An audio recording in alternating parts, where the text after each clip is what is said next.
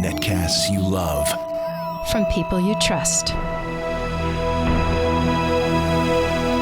This is Twit. Bandwidth for All About Android is provided by CacheFly at CacheFly.com. Hi, this is Leo Laporte, and once again, time for Twit's audience survey. We'd really like to hear from you. It's only going to take a couple of minutes, really. That's all. Just go to twit.tv/survey and let us know what you think. Your anonymous feedback will help us make Twit even better. And thanks for your continued support. This episode of All About Android is brought to you by Audible. To download a free audiobook of your choice with a 30-day free trial, go to audible.com/allaboutandroid. And by Blue Apron. Blue Apron will send you fresh, high-quality ingredients to cook delicious meals with simple step-by-step instructions right to your door. See what's on the menu this week and get your first 3 meals free with free shipping by going to blueapron.com/allaboutandroid. And by WordPress. WordPress powers 27% of sites on the web, more than any other platform. Now, it's easy to get started with 27% off a premium or business plan at wordpress.com/allaboutandroid.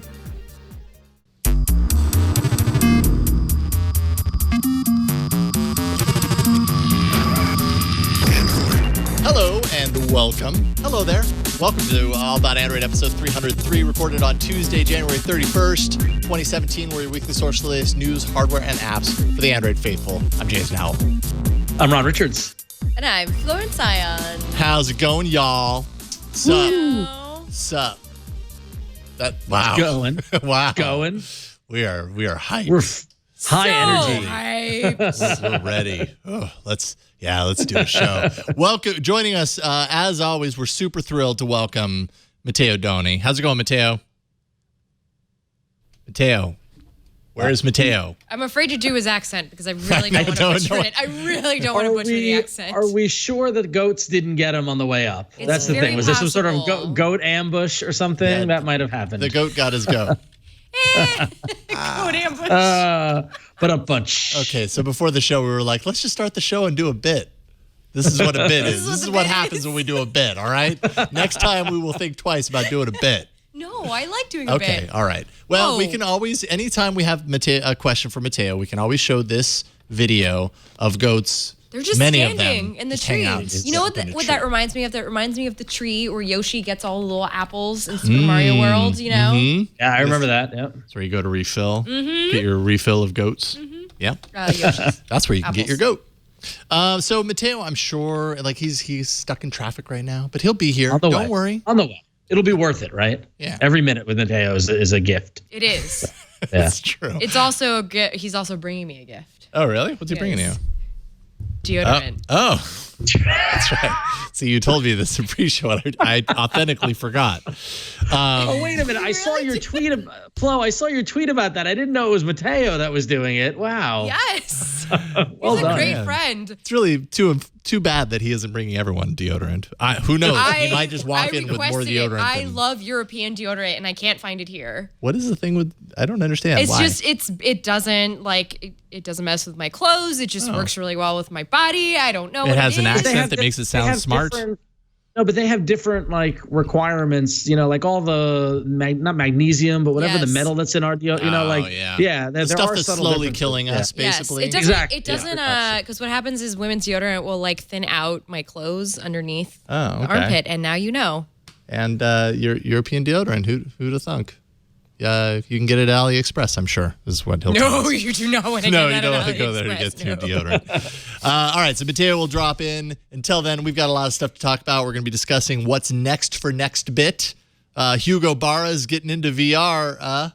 That was courtesy of Burke. Ooh. The Oukitel U20 Plus, the Lenovo P2, the Meizu M5 Note, and the Wileyfox Swift 2, all in studio, courtesy of Matteo, who is not in studio. Hypothetically in studio. Yeah, you can see right there. He's holding up not one, not two, but 4 phones right now. We're going to talk all about those phones that you see right there and a whole lot more. But why don't we do it? Let's dive in to the news. If there ever was a segment that didn't need deodorant, it's Android News. segment Because it doesn't stink. Yeah, this segment in particular is naturally not smelly. Right. Until we Naturally invent fresh. Until we have smell-o-vision. Balanced. Naturally fresh. Well, what's also fresh is everybody on Twitter who wants to tell me that NextBit got acquired by Razer. This is what happens when you pick a platform and then something happens to it. This is what happens when you step up and you say I like this product, and then something happens and people don't even read your tweets to see that you already noticed this and responded it, yet they tell you ad nauseum. No, thank you to everybody. Ron, so did you know? Hey, Ron, did you hear? Did you hear the gossip? What I also think is funny is that for those who are listening or watching who don't know, the startup NextBit, who makes the Robin, which is my current daily driver phone, has been acquired by Razer. You might recognize Razer as a gaming kind of company, right? Make mice. And as a part of the acquisition, they've stopped production on the Robin. And they are no longer selling it, and they're going to continue to support the Robin itself for software updates through February 2018, and I believe another 6 months of hardware warranty support and things like that.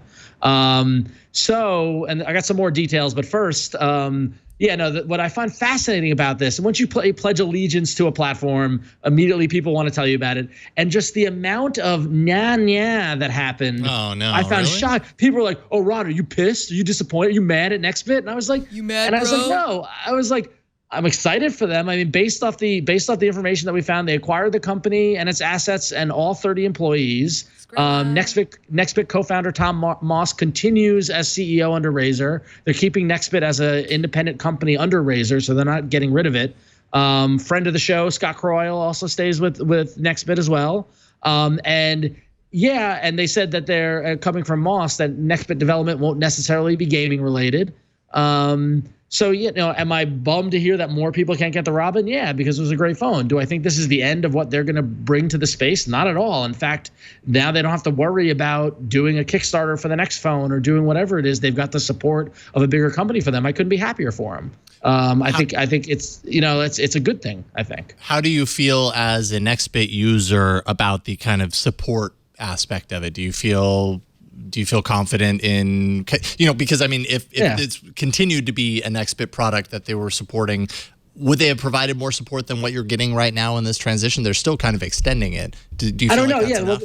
They're extending. I mean, they're extending it to February 2018, which, by the way, I know a bunch of you. In fact, there was one person who I forget, but I talked to on Twitter who just read the headline and said software support through February. They're like, how do you feel? But they're cutting off your software. I'm like, yeah, February 2018.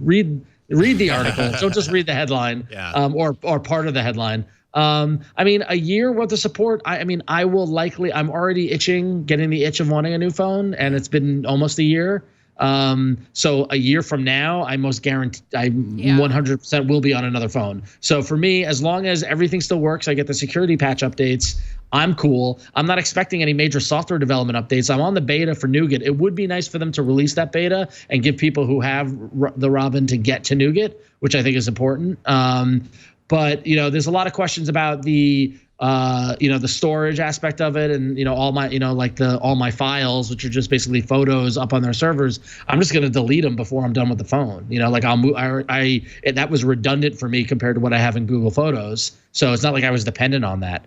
I think it's a good thing for NextBit. I'm excited to see what they're going to do with the acquisition, what Razer, how that kind of team merge and what they might be thinking of. I can't imagine it's not going to be phone related or in the mobile space related. There's a reason Razer saw the level of innovation that they brought both from hardware and software. And so I think it's a good pickup for them. And now the clock is ticking for what's my next phone, but we'll see. I wonder if this is a response to... This is totally me just trying to make a connection. But I wonder if this is a response to NVIDIA and the Shield and what it's doing with Android. And Razer's like, well, what the heck? We don't have to just make, peripherals and a couple of, this and that's. We can, bits and bops. We can make a phone, an Android phone, perhaps one that is tuned to gaming and puts your data files in the cloud so that you don't have to worry about where your saved games are. I don't know. No, but if that would be the point, to combine the innovation that NextBit brought to what they're doing on gaming platforms. Could we see a Shield-like device from Razer, which has got a whole bunch of NextBit, kind of guts inside of it, or a NextBit set-top box. Who knows? Like who knows? We'll find out. I'm glad that it's not the kind of thing where they bought it, shut it down, and it's dead. And it doesn't sound like this is an acqui-hire. You know? Right. Which is good. It really kind of seems like this a situation where Razer says, you know, we've got these great things going on in these other areas. It makes sense for us to have a phone that also taps into this because they've got their own ecosystem play going as well. So might as well get in the mobile space. Diversify your bonds. Yeah. Yep. Yeah. Exactly. And now I just hope before I'm sorry to cut you off, Jason. I just hope that the industrial design component of NextBit continues on to Razer because that's the one thing. I mean, I'm still getting. I literally got stopped on the subway the other day by a guy who wanted to see it and play with it and look at it. You know, like they have a special bit of approach to their industrial design, and hopefully, if Razer believes in that, then that's going to be a huge acquisition for them, a huge asset for them to have. Razer also has a very unique kind of approach and kind of a unique style to how they design their device. Yeah, they're very different. They're on different levels for sure. But Razer's a little, at least for me, Razer's a little extreme. Yeah, you know, like it's dramatically lit. I'm a gamer boy. Yeah, right. Exactly. My controller is one big polygon, sort of thing. Yeah, and I like polygons because I'm a gamer. Yeah, but yeah, I'm looking on NextBit's on Razer's website, and there's like a shot of someone getting the Razer logo tattooed on them in their community as their community logo, and it's like, whoa. So. I've only had Razer mouse pads. I will say they are amazing. Yeah. I still use one to this day. I'm not much of a gamer, but I might get the 3-screen laptop. Oh. Oh, you're gonna be that guy on the airplane, huh? Yeah, I know. I'm just gonna do my work. Middle seat. Can I take over your tray table? Can I take over your tray table? You don't mind. If you want to look at my spreadsheet, you are welcome to look at my spreadsheet. Welcome. Did they ever find the one that was stolen from CES? That's a good question. That is a good question. I don't know if we heard a follow-up on that. You know what else is a good question? What? What happened to Mateo? What did happen to Mateo? Is he on? He's on his way. I think he's on his way. I heard some goats. Are they outside?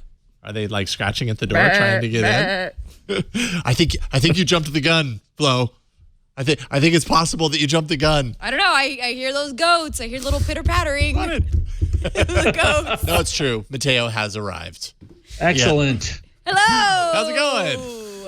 Thanks for waiting. Of course. You made it. We tried to make a bit out of it, but well, you'll see. Well, I mean, it was a bit. Flo, don't underestimate the success of the bit. It was a bit. You're right. Yeah. I should not underestimate it. We'll pull that close. How you doing, Mateo? Good, thank you. It's good to have you back here. Sorry that there was so much craziness leading up to you getting up here. That's no fun for anyone that's caught in that madness. But we're here safely, so that's excellent. Good. That's what matters. What do you got before we continue on news? I mean, normally we would like to do this like beginning of show chit chat. How are you stuff, doing? What are you up to? How's life? Why are you here? I'm on vacation with my better half. Yes. Candace and I were on vacation in Las Vegas, and we decided to come up for the show. Nice. Well, I'm so jealous you get to go to Vegas when it's not CES. It's not CS and it's not too hot. Yeah, so it's very pleasant. Yeah, that's the beauty of this time of year. Excellent. Well, we've got a lot more to talk about. Flo. Wait! Before we get to Flo and before the egg on my face, Brian came in with the answer to the Razer 3-screen laptop question that it was actually posted on a Chinese shopping site. No way! I did not hear that. Oh wow! So it was posted on Weibo, the Chinese social networking site, and it was on sale for about $22,000. And as much as a Mitsubishi, I love it. Wow! Great. Wow. So good job, Brian. There's still more to know about this, but good way to find the story. I wonder what the lead time is on a few million of those being on AliExpress. Yeah, right. Yeah, right. So yeah, probably 4 months. 4 months, and we'll start to see. Or now. It didn't take very long to get AliExpress on this show, by the way. I will note. Every time you come on, there's some reason to talk about it. I mentioned it. It was like a preface to once Mateo comes on. All right, so that said, now Flo can proceed to crack an egg and put it on my face. Okay. Because Flo was right. I call it, y'all. Good job. Guess well who works at Hugo? Guess who works at Facebook? I gave it up. It's Hugo Barra, who left Xiaomi last week, as we all know, to lead Oculus. as the vice president of VR. Wow. So Going to lead the whole department. and look at him; he's right there, chumming it up with the Zuck in And their a little really online weird hand and- Oculus world. Which, by the way, I told my friends about this world that it's coming up to Facebook, and they're like, "Whoa." Were they excited? They're Are these- like, are these that's kind of non-techie weird. friends? Well, yeah, they were like, that's Yeah. kind of weird, but kind of cool. Like, I can't wait to do that, but also it's weird. But have they ever done VR? I'm slowly getting everybody on the train with Daydream. So we're working on them. Here's the thing about Facebook and Oculus and VR is that I'm really intrigued by what the VR experience of Facebook itself would be like. You know, like I want to go in a room and be surrounded by my friends who are saying their posts, you know, and like who are having their saying their political posts. discussions, like in a corner over there, and you see all these avatars just like beating each other up. Like I think that'd be pretty cool. I don't know. Maybe I read too much Neil Stephenson, but yeah, I just think that's a neat thing. But I like that you're referring to it as saying their posts. I think they're just like talking. It's like a virtual room where you talk. I'm imagining but I like it as the- like Second Life, where Yeah. you're sitting like in a virtual room of your Facebook and your little like posts.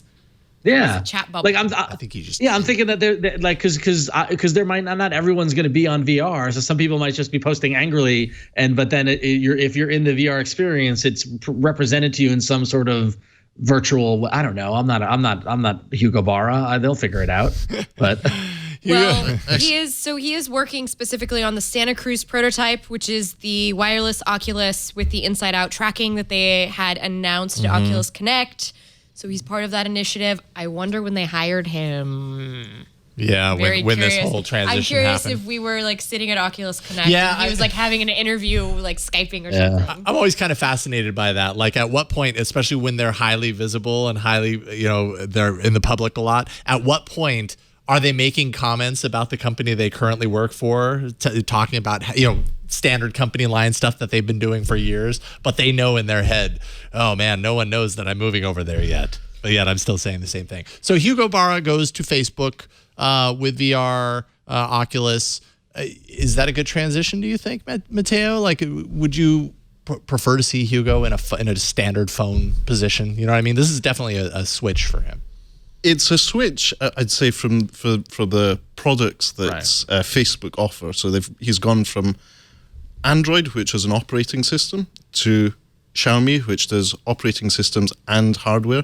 I'd say they're mainly a hardware company. And now he's moved to Facebook, which is doing not even an operating system, but it is a software platform. So he's back to the pure software world. It will be interesting to see what he comes up with. He was amazingly successful at Google with Android. We'll see what sort of platform work he can do in VR. Was he successful at Xiaomi? I was just going to ask you that same question. It depends on how you measure it, ultimately. Yes, he was a great figurehead. He made Xiaomi a known brand to the community of All About Android.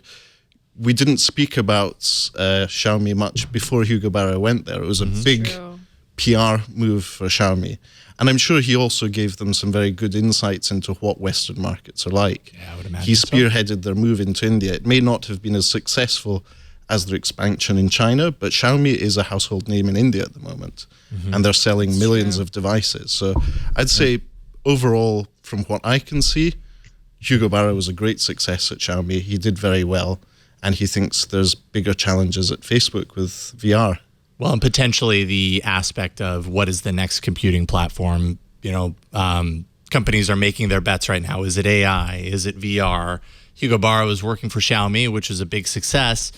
Really big kind of startup story, let's say. Yes. In China. But has that story been played out at this point, and has it had its biggest headline days? And is there more to be gained from moving into what could be the next computing platform of VR? Exactly. That's what I was just thinking. This is probably the next computing platform. Like, oh yeah, I think guaranteed. I think guaranteed it will be. I look forward to a VR experience of cats and lots of newborn babies. Depends what your Facebook it's is very true. Well, Matteo, I imagine you put on the VR goggles and you're immediately taken to a beautiful, serene field filled with goats. I have still to find that YouTube VR or Daydream Experience YouTube video, but there is one from National Geographic about elephants, which is close to that. Does it have baby elephants? Yes. Oh. Can you be a baby Elephants elephant? kill me. You can't be one, but you're in a 360 VR position in a herd of elephants as they walk past. I think elephants is a big VR thing. When I went to that Facebook VR kiosk pop up at the Denver airport, one of the moments in the dumb little 2-minute demo that you got was like that. It wasn't in a herd of elephants, but it was in Africa on the plane, and there were elephants like in the water washing themselves, and there was one behind me and one to the left and right of me, and I was like, oh, there's elephants. Oh, I'm in the middle of an elephant shower. Yeah, it was weird. It's weird. Like An an elephant shower. An experience you'll never forget. Except that it's VR and whatever. I don't know. Compared to like reality, like if you were actually there, that sounded really curmudgeonly. Are you saying that VR experiences are an authentic experience? I'm just saying that the kind of novelty of it wears off a little bit the more you do it. You know what I mean? Wow. Okay. Yeah. I don't know. I don't know. Maybe it's a little curmudgeonly, but the more I do VR, the more it takes to kind of wow me with VR. And yeah, it's really cool to do that. But after a while, it's like, okay, there's a bunch of videos on YouTube. What's the next thing? Yeah, it's like how we felt about the N64. Gosh, this is such a great console, but yeah. Okay. Nexus 6 and Nexus 9, the end of the road is right in front of you. How do you feel about this, Ron? Where's the I'm at Nexus 9 right here. What am I gonna do? The sad song of the sad song says so much, doesn't it? Thank you. 7.1.2 developer preview has been announced. It will not come to the Nexus 6 or the Nexus 9, and Google has confirmed that this is the end of the road for those devices to receive new versions of Android. So I don't know what you're going to do, Ron. I mean, you'll still get security updates until like November of this year, but they are past the 2-year point. So it's, I think Google kind of satisfied its requirements. I got to tell you, man, in 1 week, not only I lose the Robin and I lose the Nexus 9. Like, this is a tough week for me in Android. It really, really is. No, I'm going to keep using it until it stops working. I don't know. It's for me, it's fine. I basically use it for 2 things. I read comics and watch TV. That's all I really do with it. Yeah. So does anybody do anything more with their tablet? That's all I do. I just read magazines and play games. Yeah. I actually read books on my phone on this thing. Oh, I read books. I read books on it. There you go. I read Kindle. Yeah. So it's a very good news reading size. It's the 4:3 aspect ratio. Right. Great resolution screen, good colors, apart from a bit of bleed on the edges. Mm-hmm. I have my Nexus 9. It's in my backpack here. It's great for travel as well. So when you travel and you're flying all around the country, are you taking like 10 devices with you all the time? Like half of your bag is just filled with technology? Do you get flagged by TSA?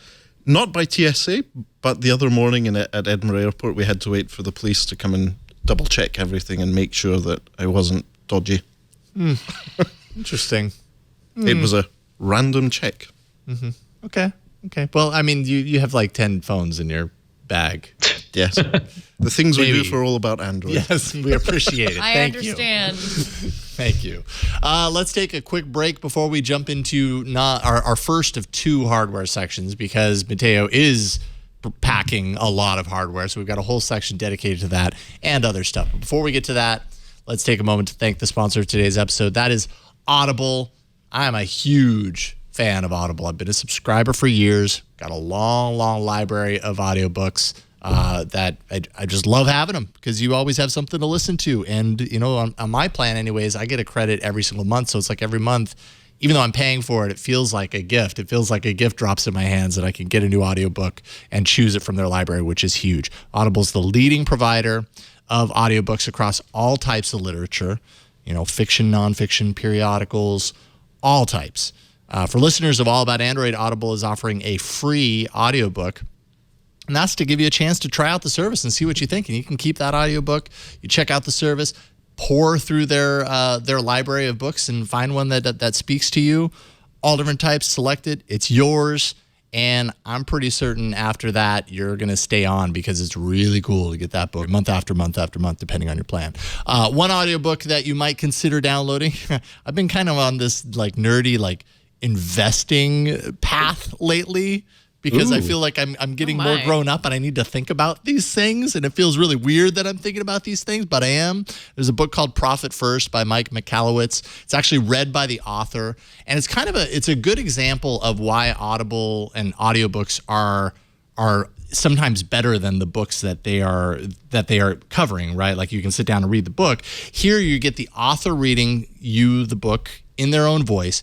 And in this particular book, Mike also takes time throughout the book to stop reading for a second and expand on certain things. So you get extra content. You get extra kind of insight into why he wrote this or a story that's connected to that particular thing. But really good about the book, just real quick, it's really good for people who run a small business to kind of think of how they pay themselves before they pay everything else that's required in a business. So often people pay everything else and then consider, well, what's left over is money that's for me. But we all know that when you do that, you end up putting all of that money into everything else and you never actually see anything as a result. So this is about kind of prioritizing you in that equation and give you the tools to kind of make that happen. Good example, just one example of the many different types of books that Audible has, so you can check it out. Any Audible or audiobook fans out there? Ron, you listen to audiobooks? Do you listen to audiobooks? I have from time to time. They're great for long road trips and that sort of thing. Like when you're in a car for 6 hours going somewhere in this great country of ours, audiobook is perfect. I recommend the Expanse series of science fiction novels by James S.A. Corey. I just finished book 6 and it's fantastic. And so, that's my book recommendation for you. Excellent. So. David Sedaris, he narrates his own Oh, books. he's great. He's so good at it. He's so good. I saw him do live reading stuff. Yes, and, I've seen him live too. And then I listened to the audiobook stuff, and it's literally like almost exactly the same. He's amazing. Yes, good call. Very good call. Mateo, you're holding your phone up. What are you listening to? Yes, I'm a happy Audible customer as well, and I'm currently listening to The Silk Roads by Peter Frankopan. Wow. So it's a history of the world looking at trade. So the Silk Roads, the trade across oceans and navigation, and how that's evolved over time. It's a very, very good long book and great for traveling. Sometimes I feel like, yes, I've maximized my credit because this book is like 30 hours or something, as opposed to like a 6-hour book. I know this one's going to last a long time.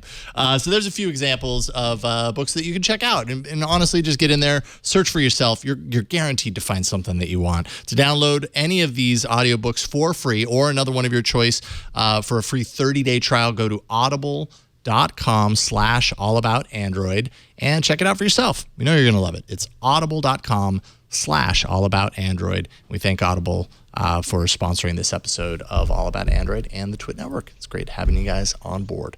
All right, we are ready for the first of 2 consecutive hardware sections.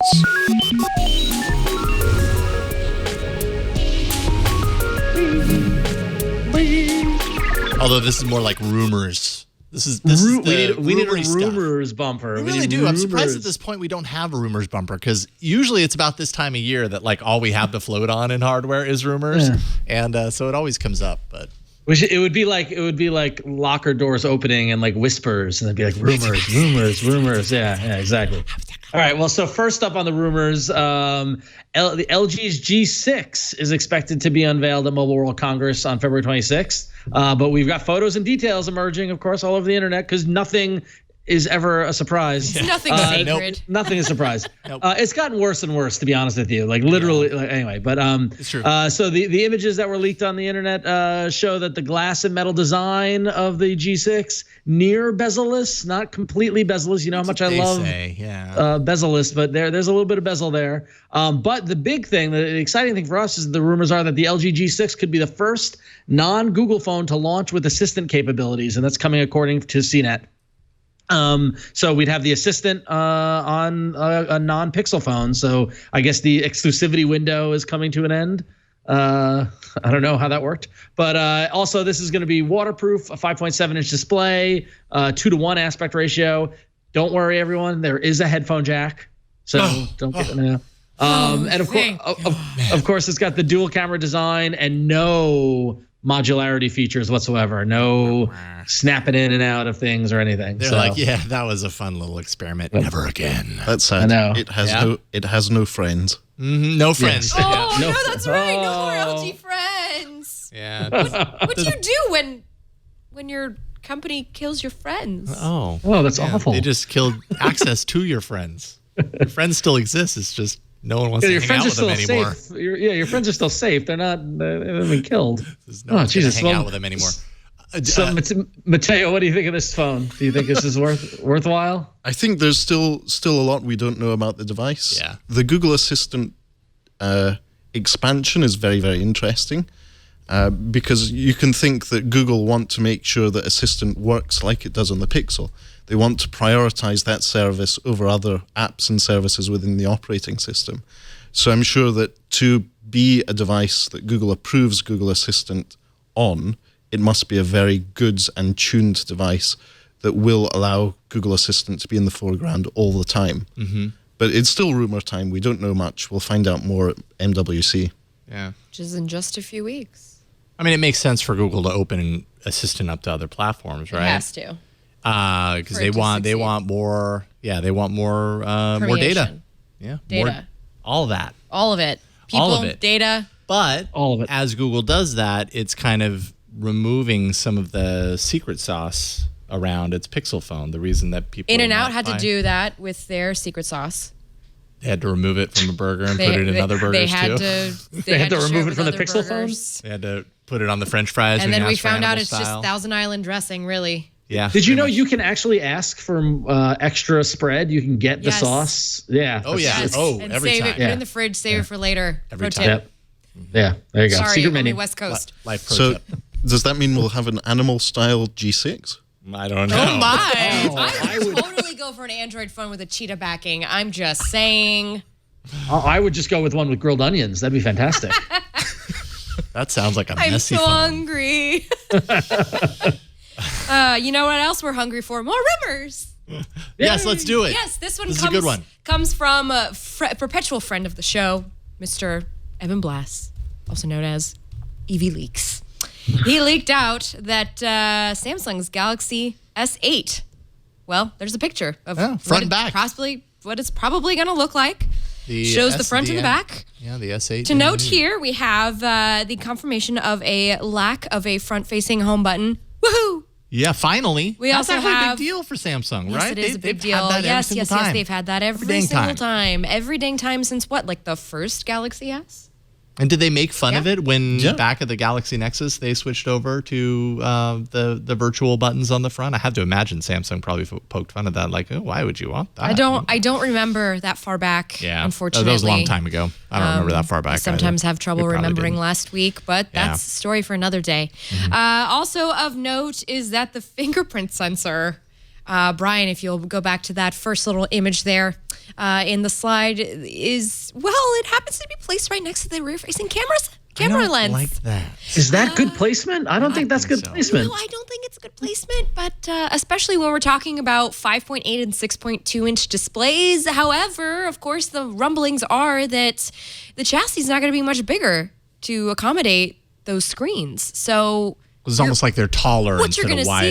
see, you're going to see a taller, narrower phone. Can't pronounce that word. With very slight bezel. Now, Matteo, do you think that a bezel-less future is our future, or do you think that it's just a fad. a fad? Like it will maybe be modular interesting to see. phones? Well, I think the S8 moving to soft buttons for the operating system makes sense. It's long overdue. Yeah. I'm sure that in the back rooms of the Open Handset Alliance, Samsung and Google were quietly having philosophical debates over that. Yeah. But if they are moving to softer buttons, that will make the Nature UX, or what used to be called TouchWiz experience, much, much better and more flexible, not only for software developers, but for the users as well. It goes in line with what many call stock Android, Google's experience of Android. So it will make things much easier, both for developers and users. It'll be more consistent across different devices. But again, this is all rumors. We won't know until after MWC, because we know that Samsung won't be announcing things Until in later Barcelona. It will be Yeah. later on. They'll have a standalone event. That's what they've said already. Although, Jason, Dun, dun, dun. Oh, okay. I thought you were going to go with it. Samsung has an event at Mobile World Congress. They're teasing the event with an invite. It's set for February 26th. I'll give you a link in the doc here, Brian, if you haven't already found it. There you go. And the invite does show a curvy device. Perhaps a successor to this that I'm holding in my hand. Yeah, the what is it? The Tab S3 would be the to the S2 that you're holding. That's the S2, right? Yes. This is the 8.3 inch. Okay. Does that have curved? That doesn't have any curviness to it. Well, it's rounded on the edges. Yeah, but you know what I mean? Like, you look at this invite. Oh, yeah, that's totally And curved. it's like total curve on the sides. Oh my gosh, do you think they're gonna I don't just know. blow That's up the note? that's and what I'm wondering. Oh, that's Yes, gonna be that's- sexy. That's what I'm wondering. That's what I think. That's what really sexy. Hey, if I worked at Samsung, I'd say, listen, we can't do the Galaxy. We've already said we're not going to do the Galaxy. We've set expectations. Now let's come and blow them out of the water and surprise them. I'm actually Seaflow. You're getting what I'm vibing. I think this could be really interesting. I think it could be really interesting if it yeah. Maybe they bring back the stylus, Ooh. like in the Note 10.1. An edgy Yeah. tablet with a stylus. Yeah. Well, wouldn't that be the Note tablet though? Why would it be the Well, if it's the got Tab edges as S2? well, and the functionality of the edge, Yeah. Okay. Of then the what Edge sets that applications. apart from the Note tablet? well, the edge itself. So you Note have tablet? widgets and Well, extras. they that, have the That Note thing is 10.1. old. Yeah, that thing is old though. that's late 2014. Yeah, It's- it really needs So, an update. but do they have any large form factor tablet with a stylus with an S Pen beyond that one? yes, they do, but And it's is it running a- Windows 10. Yes, I was just gonna say. Okay. Yes, All right. but it's Windows. So this might be. So what you're saying is this might be kind of like the Note of tablets, but it wouldn't be called a Note. It would be Tab S3 with this S Pen. Oh man, actually, that's a good point. That's what I'm trying to figure out. Like Galaxy Tablet Pro. Edge. They're going towards. I'm like scratching Edge. my God. head because if the Chromebook Word salad. Painful. Yeah, we're speculating, by the way. And that's not even All running speculation. All speculation. So we don't even know if confused. there's a stylus. in this thing, I just listen. I just want a giant S7 Edge, You do an 8-inch screen with an S Pen, like with an S Pen. yeah. That's all I Pen. want. So you can out do of your life. spend for your art or something. I don't know what It I really do with doesn't the matter what you stylus. use the I S don't Pen know. for. I really like the S Pen, and I miss it. I mean, two S Pen or two not S Pen. I choose that is the two S question. Pen. That That why is the not? question. It's good for creative people. Look at what Brian's doing with his Surface with a pen. Yes, he's tracing. Yes. Sorry, Brian. I'm sorry. That was mean. I shouldn't have said that. I'm sorry. But he's a I creative traced type. you. He's allowed to do that. Yeah. So here we go. So according in the rumors, this is on Tech Radar. I don't know if we want to believe that or not. I'm going to give you guys the link in the doc as well. So it says Samsung Galaxy Tab S3 tipped for Mobile World Congress launch and latest leak. And it looks like there's a photo that looks like the bottom of the little promo thing. So Okay.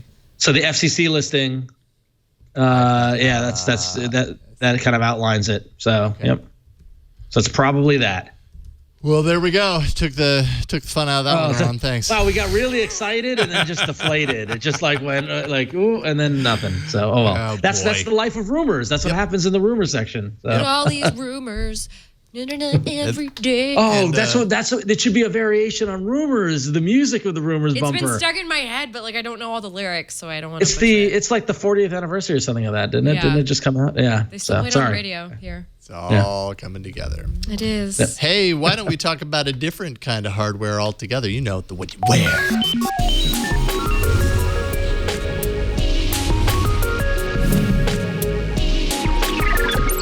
So you remember those rumors way back when? So this is kind of rumory Oh my too. God, more. Rumors. Those rumors way back when that HTC was working on a wearable that was going to be so different from all the rest. And then later that it was actually working with Under Armour to create its new take on wearables. You remember all those rumors? That it was going to happen and totally Well, whatever. they did have a band. That's The right. They UA had a band yes, with Under Armour. which I shoved into a drawer. That was 2015 MWC. There's the big launch It was alongside it was the right before HTC that. Yeah. M9. There was a big they made a big thing of it. Sadly, it never really took off. There was a big thing at CES last year. I remember because I was there and I remember Yeah, walking they by had the booth. athletes Yep. like doing workouts. So was that their new thing for wearables? Because they had talked it up beforehand. That was Under Armour's new thing for wearables. Under Armour. That they used HTC as the back end. Okay. And I will say, BT dubs, that the Under Armour apps are awesome because they sync with everything else. Just a side note. But anyway, go on. Okay. Well, apparently HTC has confirmed with Android Police and others that they are not going to have any more Android Wear watches in the near term. HTC's president of smartphones said in an interview, I don't think we've nailed it with watches. Android Watch is one thing, but even Apple, as a big brand, is declining in watches. We're not going to have a watch in the short term. So that's the watch that I was thinking of. I remember leaks around that, but is this a watch that I missed? I recognize it, but I can't remember if it ever actually got realized. I don't think that it did. The watch that Jason's looking at is it's like super roundy and kind of, I don't know, e-inkish. Yeah. Anyways, yeah, it was rumored. Okay. Thanks, JJ. Regardless. So I guess this is just another, like, you can put HTC on that list of OEMs that are like, I don't think we're really interested in wearables now, and maybe not ever. I mean, and there's other HTC news too the last week that we haven't covered that sort of. Was it the Daydream or the HTC Vive? Sorry, I'll do a dance. That'll help. The Frenchman left, and then. Is this a secret code? No, I forgot his name. The Frenchman left. The Frenchman left, and the eagle flies at noon. Only when heading west. Are you talking about the HTC Vive to Daydream? Yes. Yeah? Yes. I had that in here earlier and I removed it because I ran out of space. But Thank you. And he was one of the. I can't remember his name. So I can't remember I can't remember the Frenchman's name. But yes, one of HTC's hardware designers did leave. He did. HTC Vive project to go to Google for Daydream. And today, Jason McKenzie, I believe, also said that he's leaving. But he's not a Frenchman. No, he's not. Okay. But he was the head of HTC America. With a name like McKenzie. Which kind of, so then I think the bigger picture thing is, And I hope I'm wow, wrong. HTC really isn't holding on to people, are they? Like big people that have Which a lot is of why influence this over news their product isn't, design. Well, this news is just saying, like, stop looking at these rumors. Like, give us a break right now. We're kind of trying to. We're really trying to hold this ship together. We're trying to do what we can right now. Yeah. And for those of us who watched the HTC U product launch, it was very awkward, as in what was happening on stage was quite worrying. It wasn't a polished presentation. Really? Slides were going backwards and forwards. Oh, no. Which is unfortunate because I actually really like the look of the phone. The phone is a lovely, lovely product. It is. Sadly, the specs are toned down, so there's been a lot of trade-off in the product development there. They made a lot of weird decisions with that phone. I mean, we talked about it when the announcement happened, but yeah, it was like let's listen to what users really want and not do any of that. It was Claude Zellweger, by the way, was the man whose name I was thinking, and I apologize, Claude, that I completely blanked on your name. Thank you, JJ. There it is. Yes, Claude Zellweger, Thank you. a.k.a. Frenchman. The Frenchman. Yeah, it's fine. All right, move on to an email. All right, so our All About Android community member Chris Williams writes in and says, my wife has a very long commute on public transit and tends to doze off and occasionally misses her stop. I feel you. So is there an alarm app that you can get based not on time but on location to go off when you get to a particular longitude and latitude? And listen, Chris, I get you. I used to be so afraid of sleeping through my stop that I'd wake up every time the train stopped. And that you don't get good sleep then. Luckily enough, Jason found some great apps for us. The truth is there's tons of them. I don't know which ones really are good. Yeah. Like that's a good point. We haven't tested any of these, but actually I like the one that you pointed out in here. But so there's a couple of apps that do location-based alarms. There's one called I Arrived. There's one called GPS Location Alarm. So if you search for things like that, like location-based alarm or whatever, you should be able to find it. But actually, Jason, you found this article from June of 2014 on Android Police that explains that Google now added an alarm that can wake you up at a location. So it's an alarm based in Google Now that's based off of GPS location. Now, the only problem with this is that, I mean, I'm assuming he's on an above land train, but like if you're in an underground train that doesn't have signal, the location based thing might not work as well. That's a good point. something to think about. But but there are a lot of options for there. I'm sure you can find one that will work. There's just a couple. So I'll tell you a funny story though. That I once threw a party in New York City for iFanboy, my other podcast. We had a live show and then some drinking afterwards. And one of our audience members in New York City proceeded to ride the subway until 6 a.m. because he kept on falling asleep, and then riding the subway to the end of the line and waking up, and then going back and falling asleep and missing a stop. And I saw him the next day. He's like, yeah, I didn't get home till 6 a.m. So this is a struggle that's real. It's a struggle. Yeah, it's real. It's happened to me. I've fallen asleep at Fremont, woken up in Richmond on BART.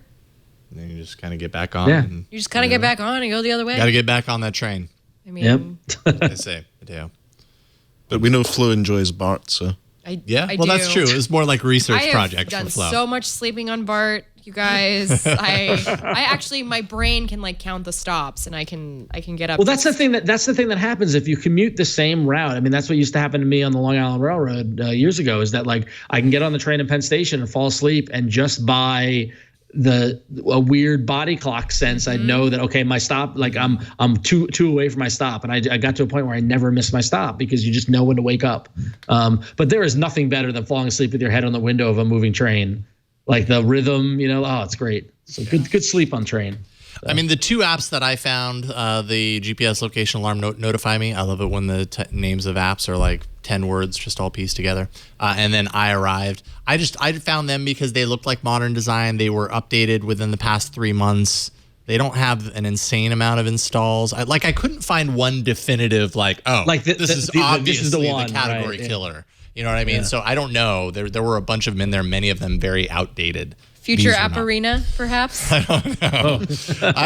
I would hope that if I'm doing an App Arena episode, there's like 3 category killers that are obvious to find, as opposed to like I can't find a single one that's the obvious. But that's the thing is that you want to find the non-cat the dark horse, the one that nobody knows about that could be a category killer. That's true. That's the strategy. Yeah. So. The other thing is we could ask the community to come up with some very refined IFTT recipes. Well, that if was this another, then I that. That thought too. That's a really good point. Like either if this and that, or a tasker. Or just set your alarm for 30 minutes. What? Do that. Like a monster? Do that? What? Set an alarm? It should know. It should recognize based on my location. So I don't. Plus, there are variables involved. So more passengers at stations and medical emergency, police activity. Yes. Yeah. But that might be the safe way to go. Set it a little bit earlier than you Set know. it and forget it. Yeah. And wake up and have suffer a for 10 beautiful minutes while you're piece of chicken. Piece of chicken. All right. Forget it. Remember those infomercials? Anyway. I don't know, but I think it was a great way to segue into our next sponsor, which is this episode of All About Android is brought to you by Blue Apron, where you can definitely find a chicken meal if that's your thing. Blue Apron is the #1 fresh ingredient and recipe delivery service in the country. Their mission is to make incredible home cooking accessible to everyone, all while supporting a more sustainable food system, setting the highest standards for ingredients, and building a community of home chefs. It's going to make you a home chef, too. Blue Apron delivers seasonal recipes along with fresh, high-quality ingredients to make delicious home-cooked meals. Every meal comes with a step-by-step, easy-to-follow recipe card that you can save when you're done and make it again because it was a great recipe. Also included are pre-portioned ingredients that can be prepared in 40 minutes or less. So you're going to save time, you're going to save money. When you're shopping at the grocery store, you're spending 60% more than what you'd spend with Blue Apron meals. And if you spend a lot eating out, which if you're eating out, you are spending a lot compared to cooking at home, or let's say high-end grocery chains, well, you can now spend under $10 per person for healthy home-cooked meals with Blue Apron. You can customize your recipes every week based on your dietary preferences. You can also choose a delivery option that fits your needs and your schedule. There's no weekly commitment, so you only get deliveries when you want them. Blue Apron delivers to 99% of the continental U.S., sets the highest quality standards for their community of over 150 local farms, fisheries, and ranchers across the U.S. Blue Apron not only supports a more sustainable food system, it also supports happy and healthy families. When you're cooking together, you're building strong family bonds, you're all cooking together. It's a fun experience. Research shows that Blue Apron families cook nearly 3 times more often.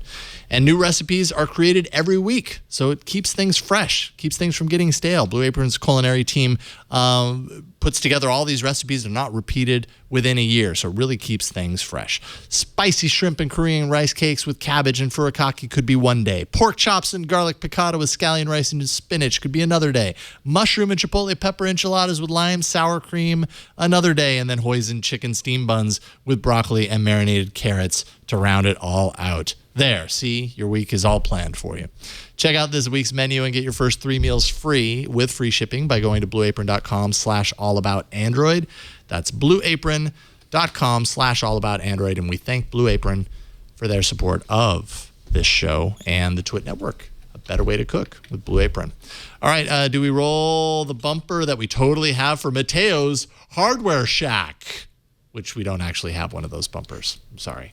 Yeah, we do. Well, we have Flo's Hardware Shack. Do we still have that? Is that still in there? No.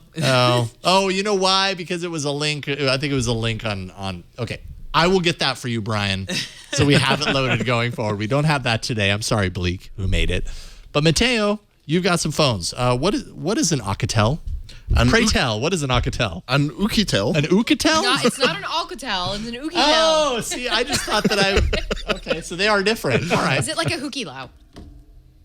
It's a distant relative of an elephone. Is it a Ramalama Ding Dong or what? I don't even know.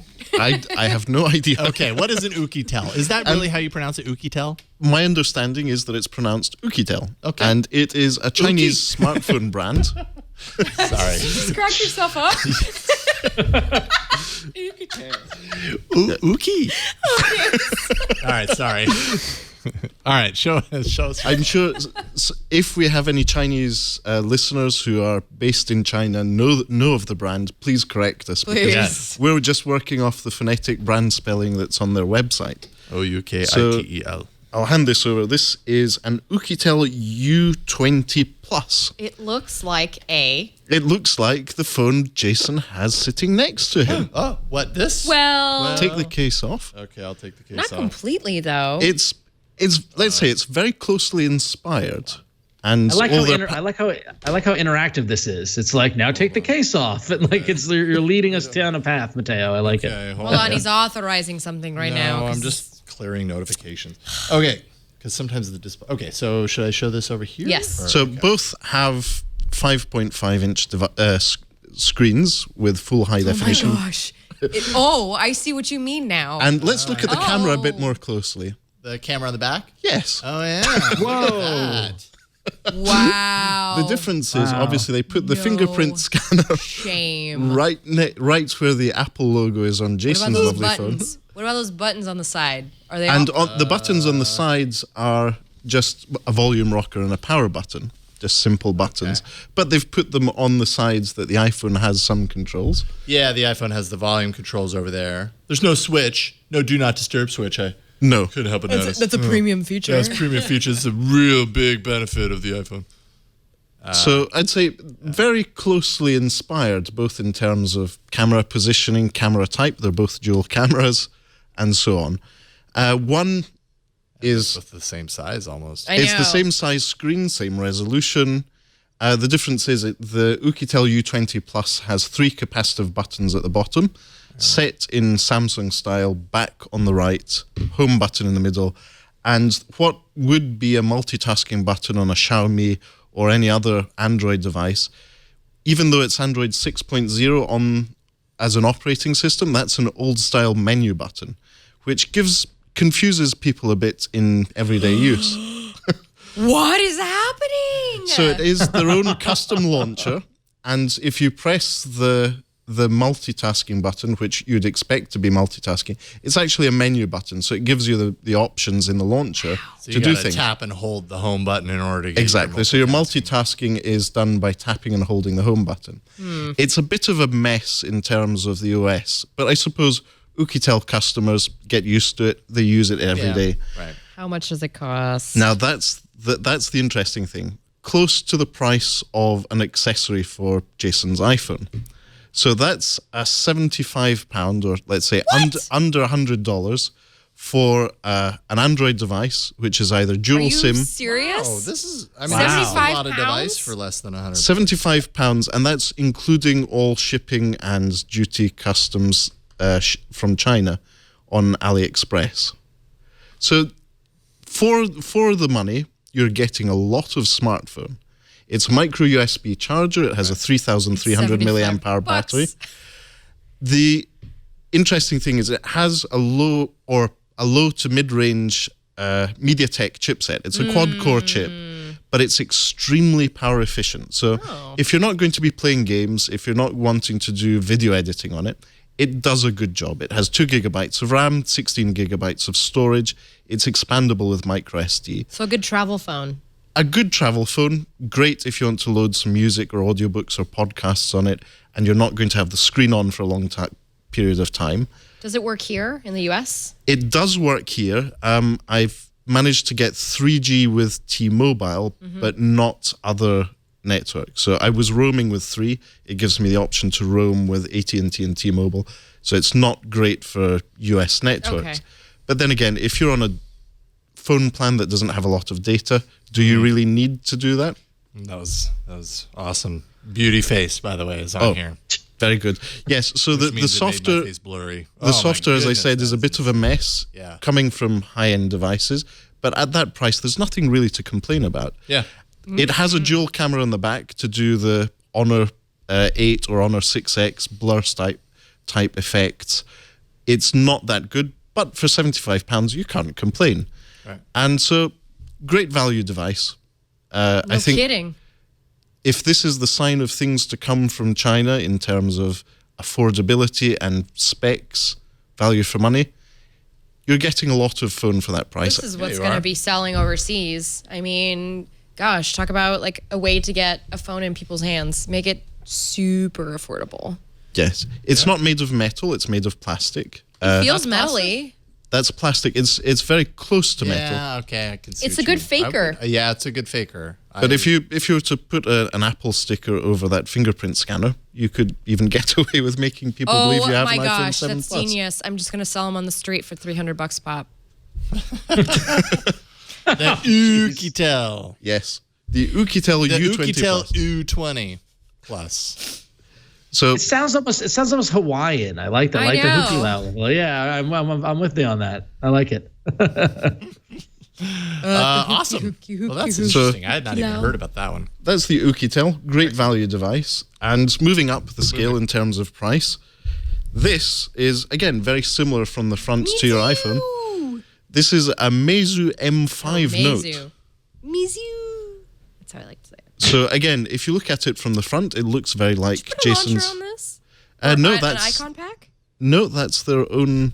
These icons Launcher. are so cute. So if you put it side by side with your iPhone, you'll notice it has a very similar setup. Megan's iPhone. Oh, sorry. Yeah, my temporary. I thought temporary home. I thought Jason had been fully converted. It's like No, not Airbnb. fully. This is my home right now. It's Yes. like Airbnb. It's okay. So if you look at it from the front, there's a home button there at the front, which is very, very reminiscent of the Fruity phone. That's Or the HTC H9. that as well. A9. But I think Meizu have done something quite innovative with their operating system, which is called Flyme or Flyme, depending on your pronunciation. Is it spelled Flime? It's Flyme. Oh, okay. So that button is a home button if you actually press it as a physical button. It's a back button if you tap it. So if you're in, Oh, okay. it's an Fine. Android There. back button, and it's also a fingerprint scanner. So they've put all three into one button. So they're one-upping Apple by a feature. And then if you hold it, oh, I see. Yeah. Stop listening to me. So there is no multitasking. There is. You swipe up from the bottom. So swipe up off from the bottom off screen, and that Got will it. open applications. Got So then you press the home button and it goes on. So that's very impressive. Well done to Meizu for that. Are so cute. They have, again, their own launcher, no app drawer. It's micro USB charging. It has a 4,000 milliamp hour battery. Wow. So they've packed a lot of battery into that device. It is a full metal construction, so it's a nice bit of hardware.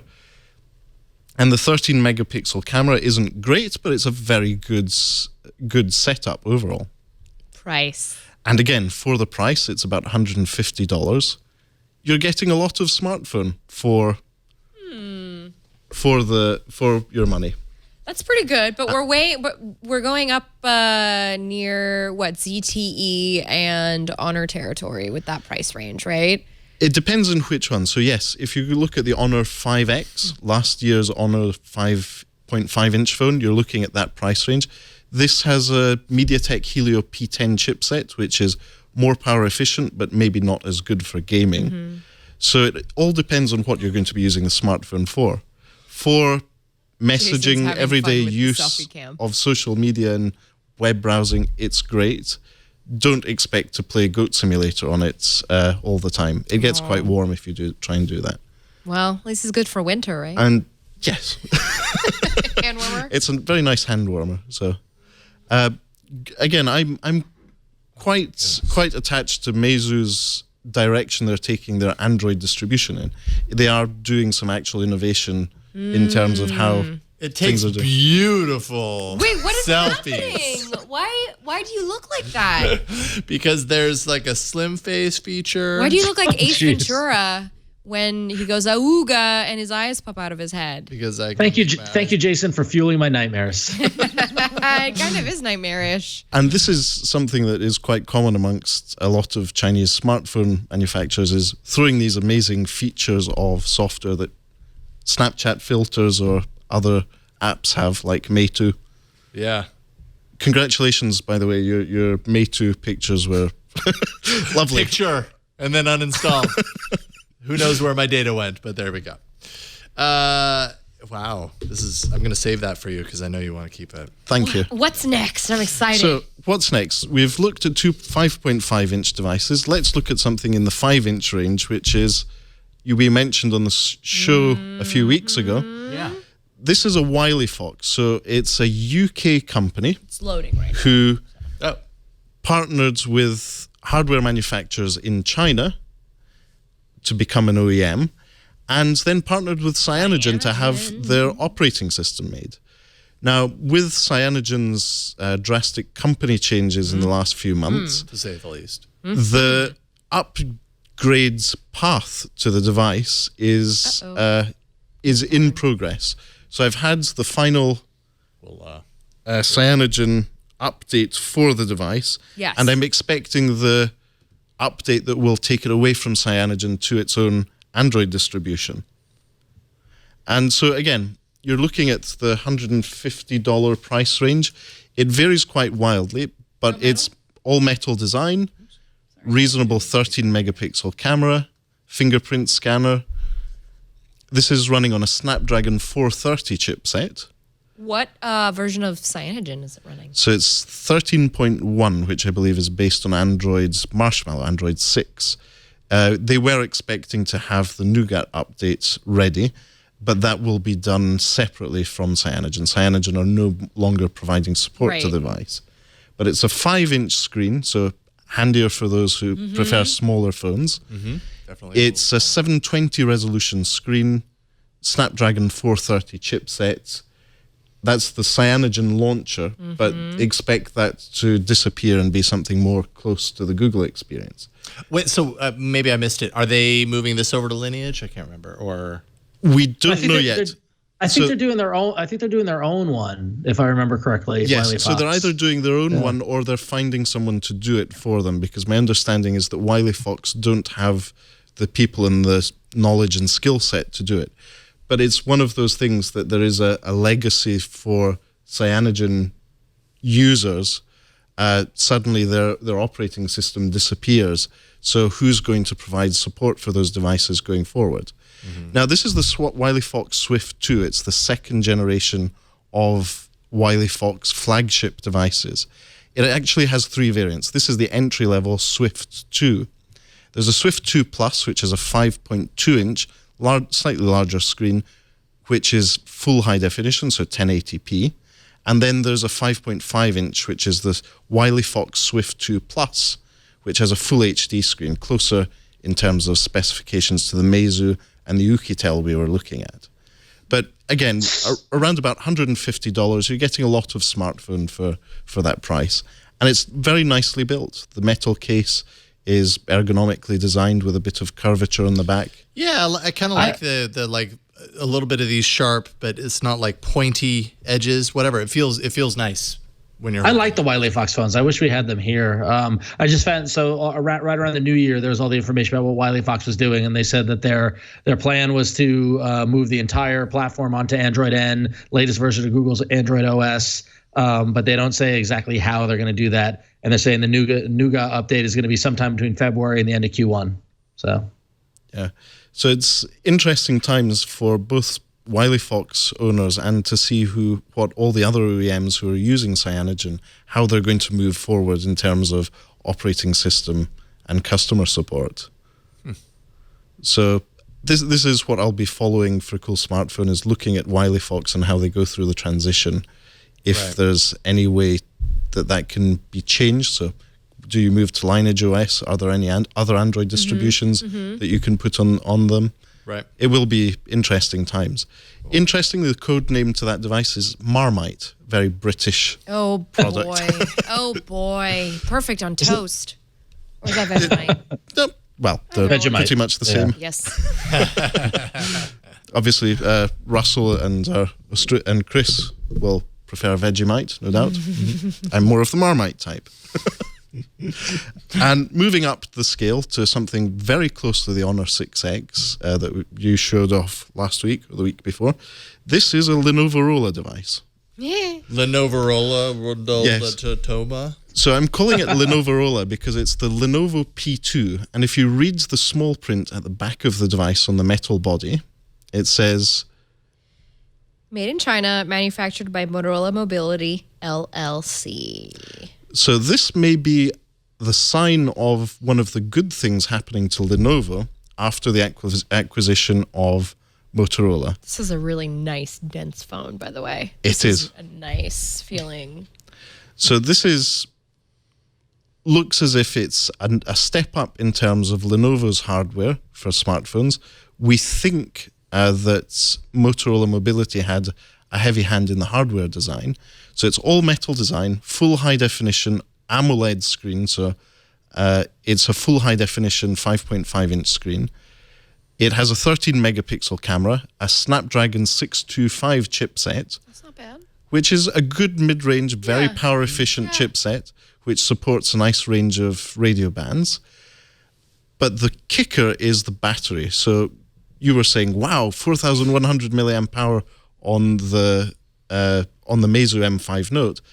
Lenovo have put a 5,100 milliamp hour battery in that device. So heavy.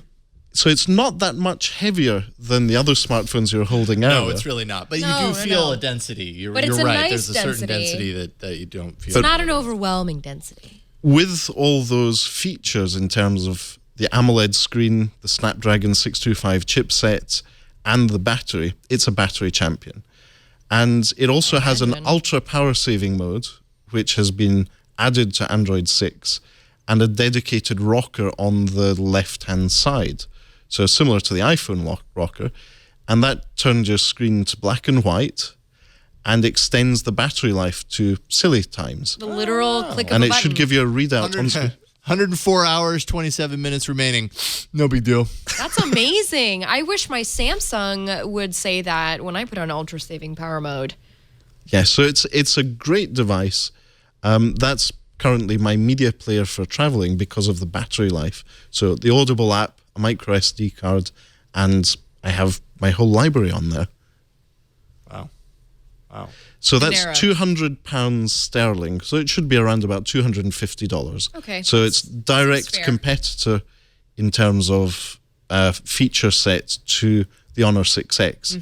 The trade-off is, if you're choosing between the two, do you go for the bigger battery and the slightly nicer AMOLED screen, or do you go for... Design. The design is nicer than the 6X. That's a very I mean, it's subjective relative. thing. It's yes. relative. It's Yes. all relative and subjective. According to my Some review. people prefer one design to the other. The Honor 6X has the dual camera and a lot Right. of the MUI software features that some people Yeah. do prefer. So Like it's the night mode. Yes, the night mode is great. I was playing around with night mode on the Honor 8 and the Honor 6X in Vegas. The pictures in night mode with a tripod are great. I do. I like the little light trail it does. But anyway. Is there any way to customize the Switch on the side?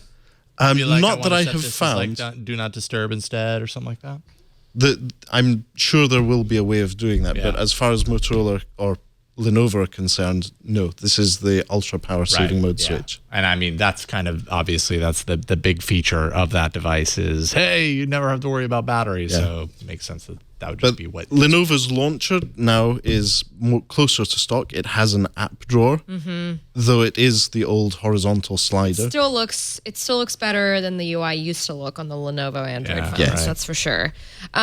Which one of these are you using in the US right now?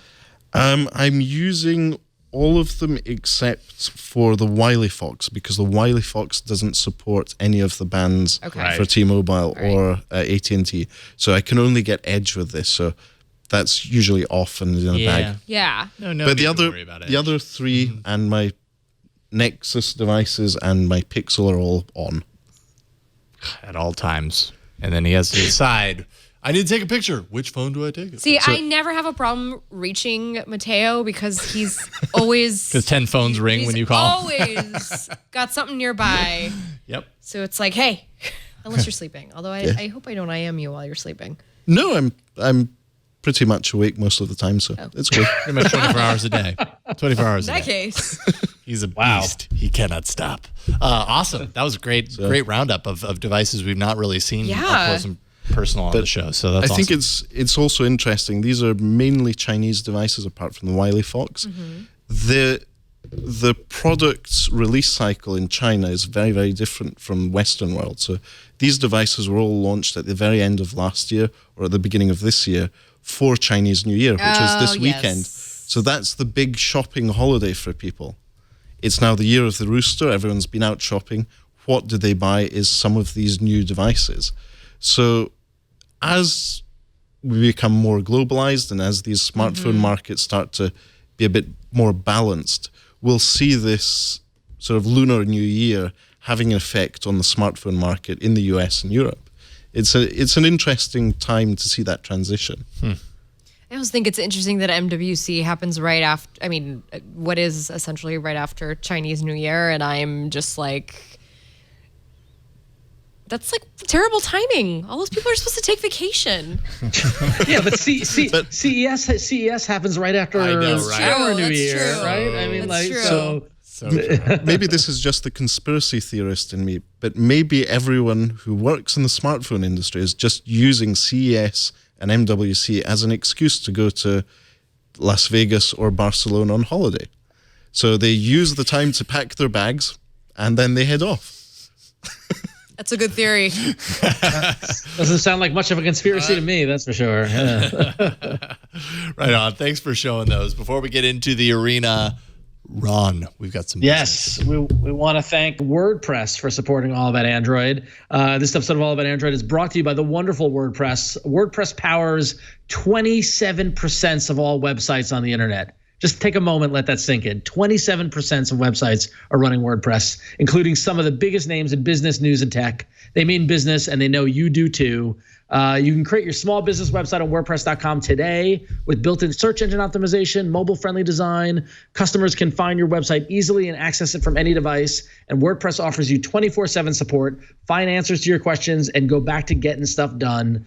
And I can tell you from experience, I would not be here today if it wasn't for WordPress. Many of my own businesses have been run on WordPress or running on WordPress. In fact, my other podcasts, iFanboy and Damn Fine Podcast, those are all running on WordPress because when you need to get a website up quickly and professionally, WordPress has exactly what you need. Just looking at what you can get, it's an easy place to link up your own domain name. They've got tons of themes and templates to apply to your design. What's great is that it's mobile ready. So with phones or tablets or whatever, WordPress templates and designs all are responsive and are able to adjust to whatever your customers are using. And what's even more amazing is that because WordPress has been around for so long, they've got amazing tools that give you powerful stats. You can know exactly how many visitors are visiting your site, how they're integrating with it, all the various plugins you can use on WordPress. It's really an amazing platform that can help you jumpstart your business and immediately get down to what's important, and that's selling things or doing whatever services you have. Whatever your business is, WordPress is the solution. So come see why more websites run on WordPress than on any other platform, and join the thousands of small businesses who use WordPress for theirs. So right now, WordPress is offering you member of the All About Android audience, 27% off a premium or business plan. Just go to wordpress.com/allaboutandroid to start your small business website today. That's 27% off your premium or business plan at wordpress.com/allaboutandroid. And we thank WordPress for their support and for letting me sleep at night, because I know that my websites run perfectly on WordPress. Thank you, WordPress. Appreciate having you guys on board. Yeah. Thank you, Ron. And now, without further ado, it's time for the arena. So many enter, but only one lives. Android Arena. Okay, so let's check in on last week's poll, bit.ly/AAA vote. 302. It was a nail biter. Nail biter. Very close. Let's see here. I have not checked it out. Wow, yeah, it was really close. Got some good responses, 460. That's a pretty nice response there. It appears that Fitstar Personal Trainer, man, and that was doing really poorly at first. I remember at the very beginning, it was like last. And so that really came through. Fitstar Personal Trainer, Team Guest wins first with 163 votes, 35.4%. Second place is Notiflog, Notification History, so that goes to Flo, 125 votes for 27.2%. Explorers Quick Setting Tiles at 23.7% goes to Ron. And last place, of course, is just my year for this right now, Barcode Generator with 13.7%. Before you move on, if you can go back to that screen, I wanted to, you had the cursor on it. Look at the graph of responses, by the way. And so this is like, boom. And yeah, so you get a huge spike when we do the show, and then it trails off. But then look at that spike today, where another 127 people voted today. Like, I think that's a little thing that the Google Forms add to the arena. We could see the activity as it's going. Leading up to the show, it's like, got to get the vote in before the show starts. Not a conspiracy. Dun, dun, dun. Perhaps our guest, I don't know, maybe paid off some votes. But so that gives us, we got to check in. Wade County in the chat room has got the point stats after week 4, and so Flo, you're in 4th place with 6 points, but you're earning. You're earning my keep. Yep. Jason's in 3rd place with 8 points. The guests are in 2nd with 12 points, and I'm sitting in 1st with 15 points. But that can change so quickly. So I'm not getting first. Exactly. Robin Hood and Little John.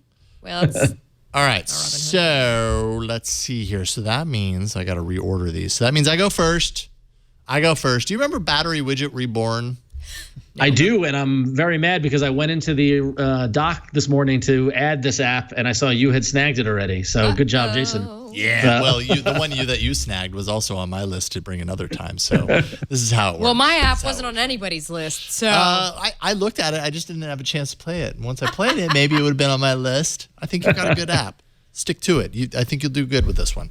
But before we get to Flo's app, let's talk about mine. It's called Sound Off Reborn. Battery Widget Reborn, man, that's been around for years. It's been a popular app for a long time, and I just remember talking about it years ago. Well, the same developer has created this. Now, what is Sound Off Reborn 2017? It's a redesigned approach on kind of setting rules around Do Not Disturb mode for your phone. So how does that work? Once it's active, you can see right now my next action is sound off tomorrow at 4 p.m. But if I want to go in, I can go in and I get my week, my days of the week. This might be actually really good. It's actually kind of a good solution for here at work because we do shows, and during shows, I don't want necessarily my ringer to go off. Maybe I don't mind if it goes off outside of the show, but once the show's happening, I don't want my ringer to go off. So I can scroll over on this schedule, as you can see, Monday through Saturday, all the times are broken down. And you can see that starting Monday through Friday, 4 to around 5:15, the rule is set. Time when sound is turned off, 4 to 5:15. On Tuesdays, this magical time that we are in right now, starting at about 5:30 to, well, this says 6:30 down here. I probably should have made it more like 7, which I can do that. I'll just go 7, and there we go. Well, that didn't work. I think I did opposite. Let's try this. Did that do it? Yeah, that did it. I don't know why it's off, but it's an hour off. But anyways, there you go. The graph is set. through to 7 p.m. so my ringer won't go off. And if I wanted to add more days, I could easily do it just by tapping those. But there you go. But what do you want it to actually do when those times are in motion, let's say? You can go into settings and you can say, well, during those blocked off times, I only want alarms to sound, or I only want priority notifications, or complete silence, whatever the case may be. You can do a lot of this in current Android settings. If you go into the settings, there's a do not disturb kind of menu item there, and you can tweak some of this stuff. I feel like this is just a more visual way of doing it, a different kind of approach. Maybe it works better for visualizing that. Instead of setting times, you kind of see it on a nice graph, kind of blocks out in a calendar sort of way in a visual sense.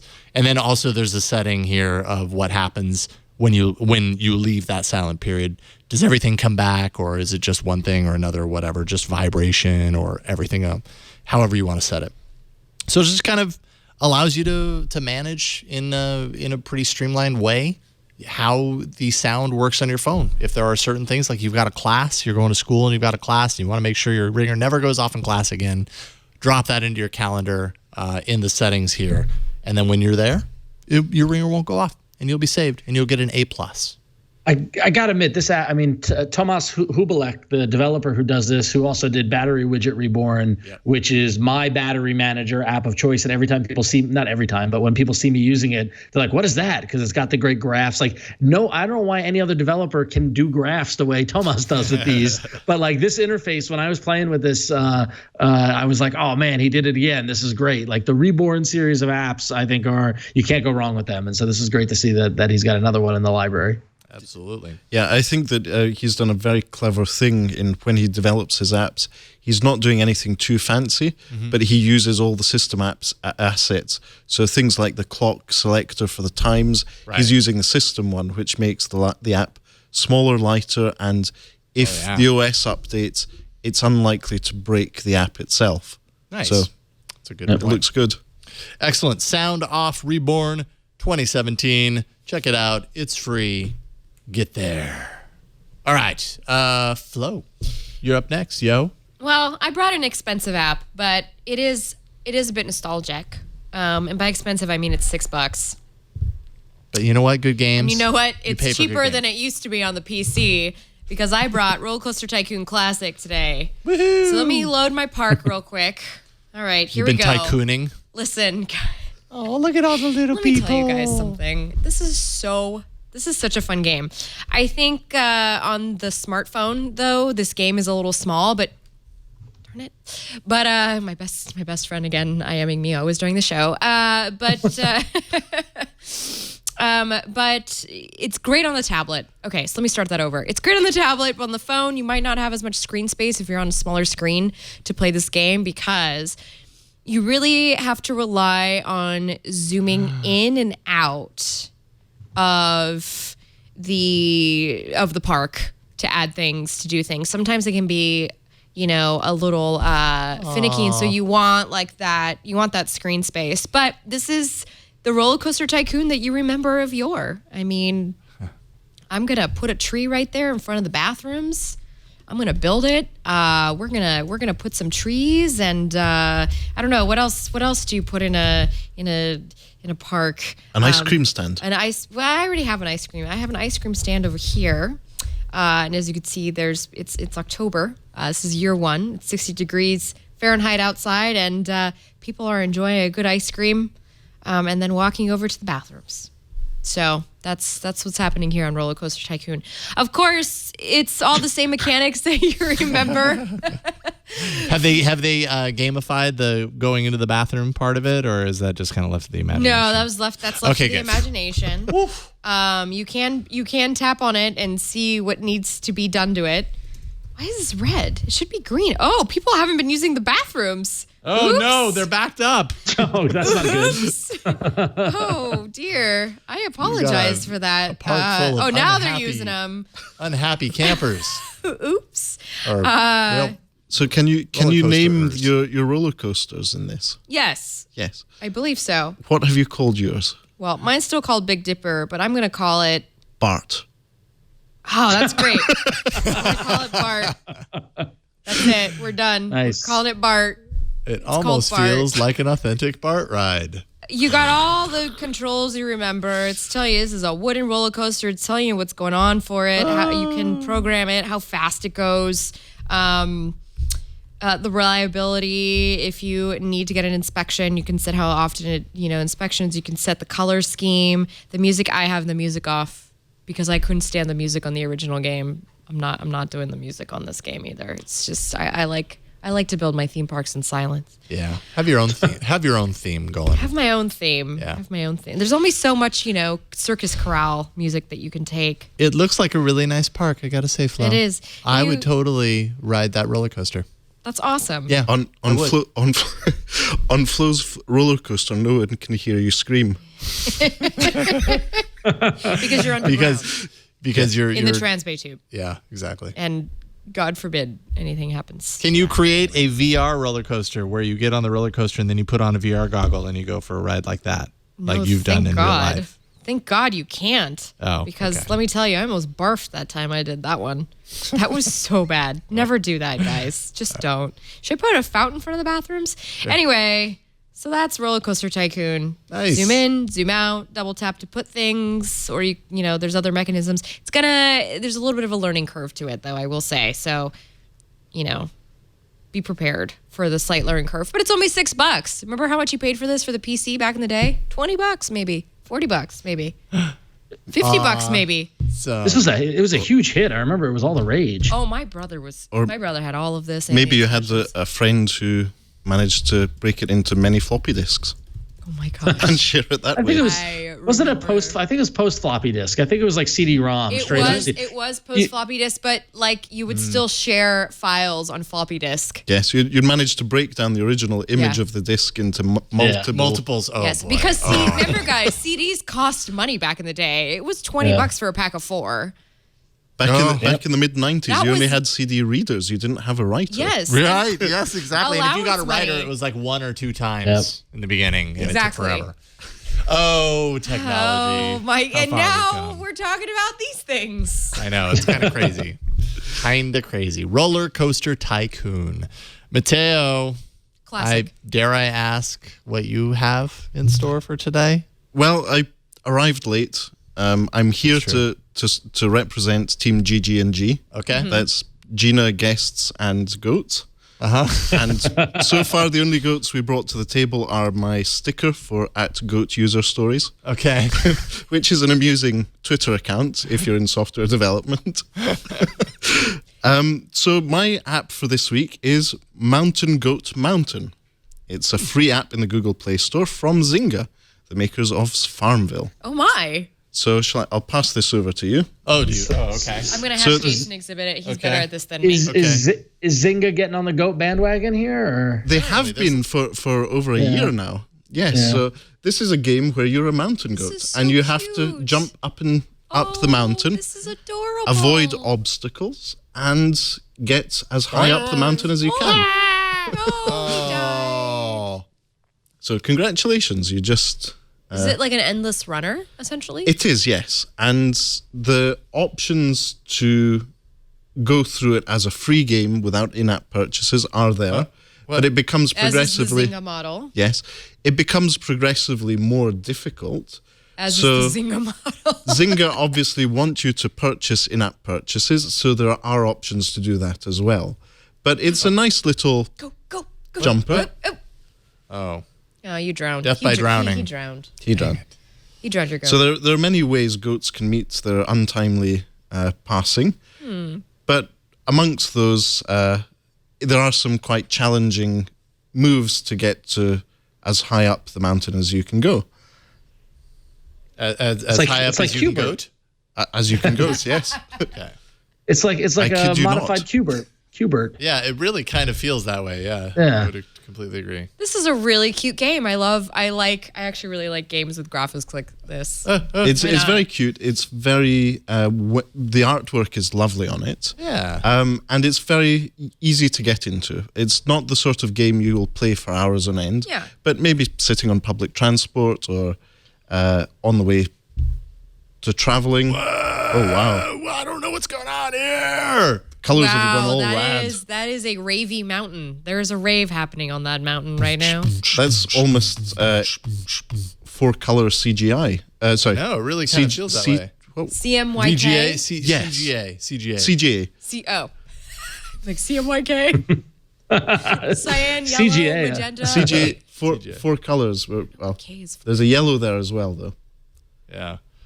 Cool. I'm going to... I thought I was going to do a speed run. I'm not going to spend 99 cents, though, on an arcade goat. Oh, Zynga. Yeah, a little bit of that. Mountain Goat Mountain. Fun stuff. You never disappoint when it comes to goats and games. Thank you. I'm hoping someone else comes up with a game or an app goats related. A friend of the show shared something on Twitter with me, which is an app for buying shoes online. Goat. It's called Goat? It's called Goat. It's a US one. Sadly, I don't live in the US, so I can't order shoes through Goat. Do you want me to order shoes for you? No, thanks. I'm fine for shoes. We actually have too many I owe at the you moment. for the deodorant. So, you know. Great, we'll sort that out later. Yes, it's out there. It's already out there. Yes, I'm the unofficial deodorant dealer for twit.tv. I didn't know you were dealing deodorant. It's good deodorant, So guys. awkward. America, get on board. Once you've taken a sniff. Get on board with the rollerball, America. I'm just saying. No more of this sticky stuff. Oh, dear. Ron, save us. What's your app? So, right, I've got it installed. Talk about it. Yeah, remember like in the mid-2000s or so when WebOS was a thing and then Web 2.0 became a thing and then the iPhone became a thing, and we really realized that as a culture, we love rounded corners. Yes, right? we do. Right, exactly. So what if I told you there was an app that could make your phone have a rounded corners? What? No, What? I wouldn't believe you. I would So be like, Ron, you're lying. It's called Cornerfly. And what it basically does is it allows you to have an overlay onto your phone to round your corners. Yes. So there you see in the if we can zoom into the upper right corner or upper left corner there, we can see that as Jason is turning it on and off, he is rounding the corners of his UI. Look at that. Look at that. Whoa, real time rounding right there, y'all. Real time rounding. So now what's neat about this is that you can, within the app, you can toggle it on and off as Jason's showing there. We're here in the settings. You can go to the applications and you can define which apps you want to have rounded corners and then specifically how rounded you want them to be, whether you want to overlay the status bar or the navigation bar. Right? So you can have some apps have rounded corners or not have rounded corners. If you go back to the settings, you can choose whether or not you want to have a notification pane that allows you to control the rounded corners from the. So right there, round. So you can either disable it or just enable it in the status bar or not. Right. So there you go.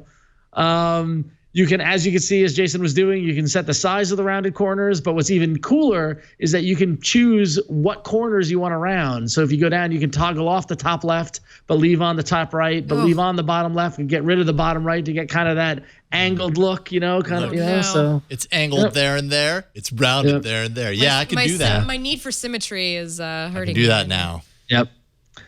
Is there a non-rounded version like the Battlestar Galactica sheets of paper and books? No, there's not. Unfortunately, this is just all rounded. Is not the octagon or whatever that ended up being with Battlestar. That would be cool though. I'm surprised that's not out there. But yeah, so if you want to have a rounded corners life, you need Cornerfly. It's free in the Google Play Store, and it comes with ad support. Every now and then you get an ad at the bottom, or you can do an in-app purchase to go to the pro version, which gets rid of the ads. So Cornerfly, everybody loves rounded corners. So I swear that there was another app that did this, not the same one, but that Rounder. Yeah, it was. I remember. Yeah. Episode 107. But this one does it better. Well, no, Rounder was last updated January 6, 2014. Yeah. So this is the new generation. The next generation of rounded corner apps. Yeah. So if you still want to round your corners, the WebOS fanboys will be partying. Yeah. I myself have just installed that. Excellent. See? Finding an audience already. Cornerfly is the name of that app. All right, bit.ly/AAA vote 303 to place your vote for your favorite app this week. Is it Sound Off Reborn 2017, Roller Coaster Tycoon, Mountain Goat Mountain, or Corner Fly? Place your vote. We'll check in on it next week, although I'm very curious to know what Brian votes for. I don't know. He's not loading it. It's not loading for him. Is it loading for everyone else? Is everything okay? Is that what you get from Bitly? I'm getting the Bitly 404, yeah. Oh. It's working for me. It is? Oh, okay. It's working from I don't know what you guys are. From Bitly or from the direct link? I get the 404. Oh, bit.ly/AAA show 303. Sorry, I got it wrong. So it's show 303, not vote. I really need to tweak that. But whatever. Bit.ly. I'm going to make both of them work. Don't worry for the download. But for right now, if you're watching live, bit.ly/AAA show 303. And then vote will also work. Roller Coaster Tycoon. Got the vote. Yay! Got the vote. Got the vote. You got the vote, baby. There we go. We'll check in on that next week. And that is it. That's all we have for you, ladies and gentlemen. That was a packed show. It was a packed show. Very, very much of that packedness is all the technology that you brought, Mateo. Thank you, Mateo, for coming all the way. Well, thank you for having me back on the show. It was great fun.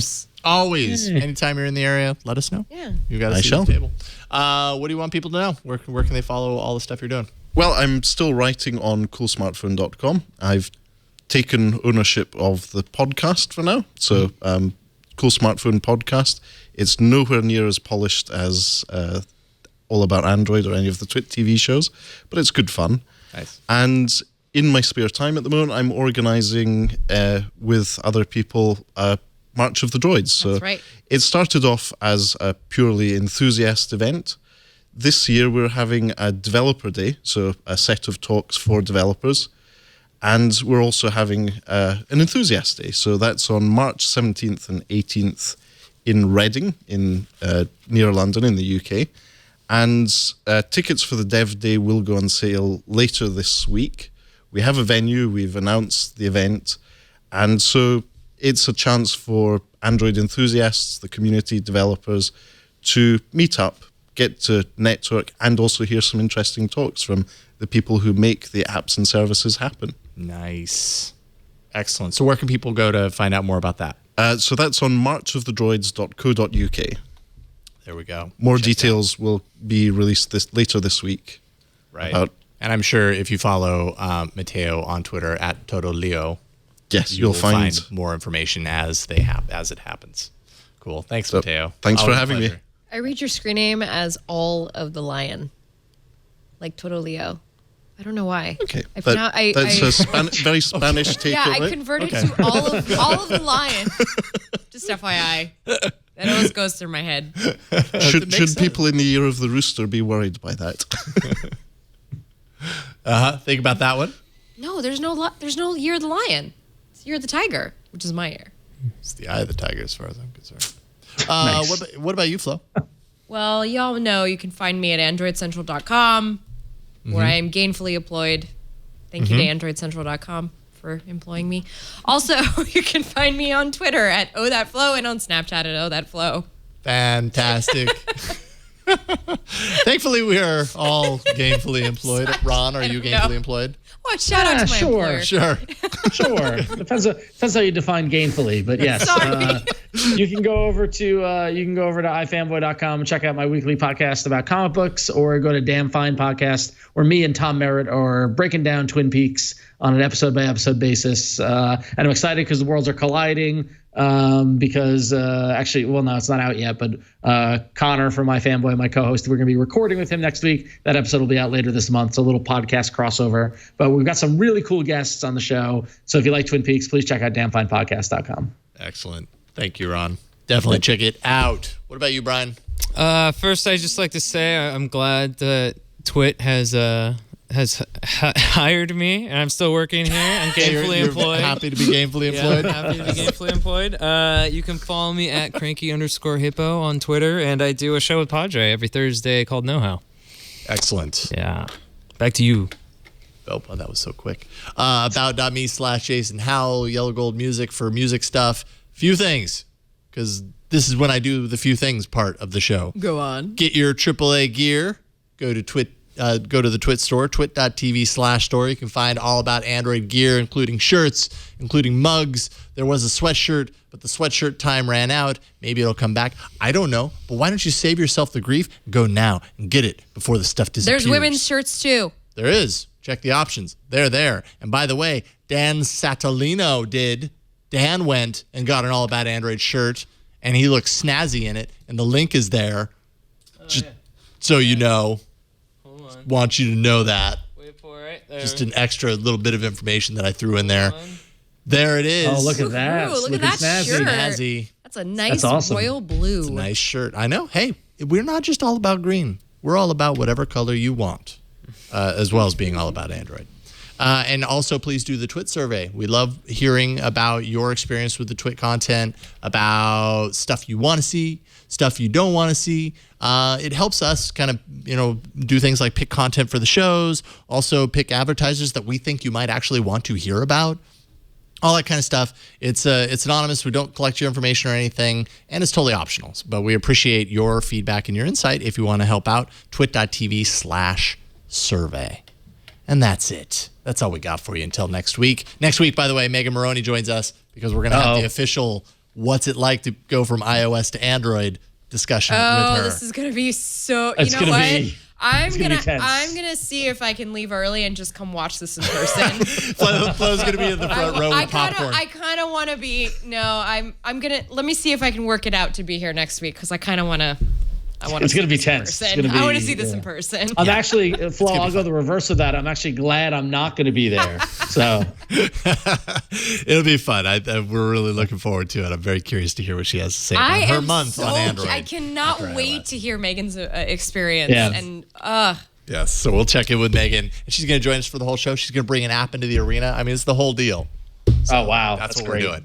But that is next week. Until then, leave us a voicemail, 347-SHOW-AAA. You can also send us an email or video mail if you prefer. We love video mail, AAA@twit.tv with the link to that. Twitter, we are at Android Show. Tweet us. Sometimes we write back. Reddit, twit.aaa.reddit.com to share your favorite stories, and we'll include them in the show. Show notes and past episodes at twit.tv/AAA. Also, our episodes on YouTube, iTunes, Pocket Cast, all over the map. And you can catch us live every Tuesday starting sometime around 5:30 p.m. Pacific at twit.tv/live. That is it for this week's episode of All About Android. We'll see y'all next week. Take care. Bye, everyone.